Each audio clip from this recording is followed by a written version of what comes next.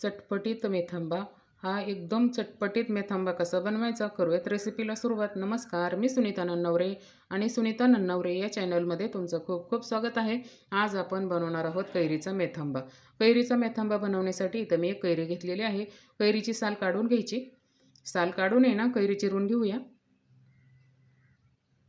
चिरून आहे ना काय करायचं, आतली कोय काढून टाकायची आणि जास्त बारीक पण फोड्या करायची नाही, थोड्याशा अशा मोठ्या मध्यमच फोडी करून कैरी आपण चिरून घेऊया।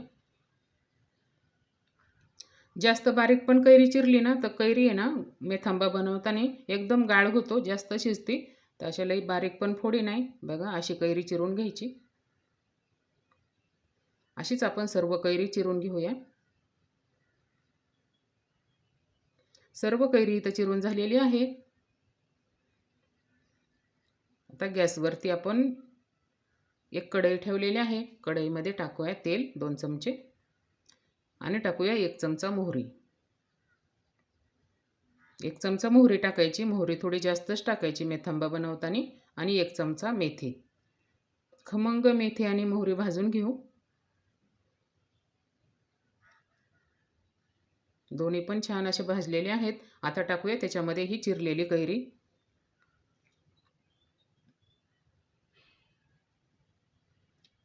थोडीशी पाव चमचा हळद टाकायची आणि मिक्स करून घ्यायचं।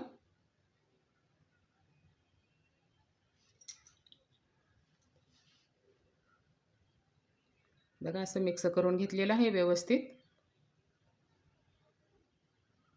आता काय करायचं, झाकण ठेवून आहे ना 2 मिनिटं वाफ काढायची कैरीला।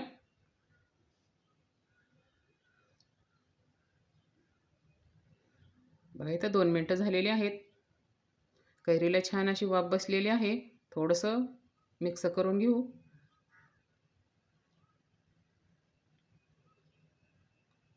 बघा थोडीशी मऊ झालेली आहे कैरी।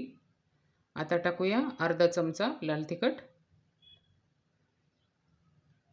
आणि चवीपुरतं मीठ, मिक्स करून घेऊ।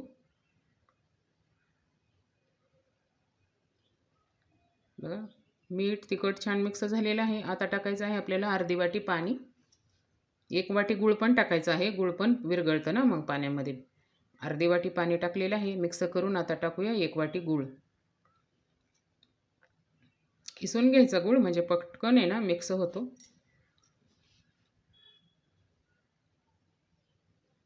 हे सर्व आता मिक्स करून घेऊ।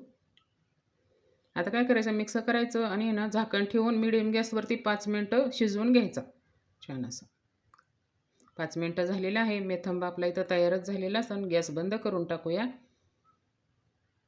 आता जरी असं हे पातळ दिसत असलं ना, थंड झाल्यानंतर अजून घट्ट होतं। किती छान शिजलेलं आहे आणि कैरीच्या अजिबात गाळ वगैरे झालेला नाही। हा चटपटीत मेथांबा आपण सर्व करून घेऊया।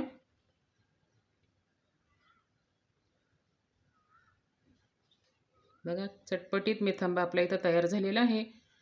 ही चटपटीत मेथांबा बनवलेली रेसिपी तुम्हाला कशी वाटली नक्की सांगा। सुनीता नन्नवरे चॅनलला नक्की सबस्क्राईब करा। भेटूयात पुढच्या रेसिपीला।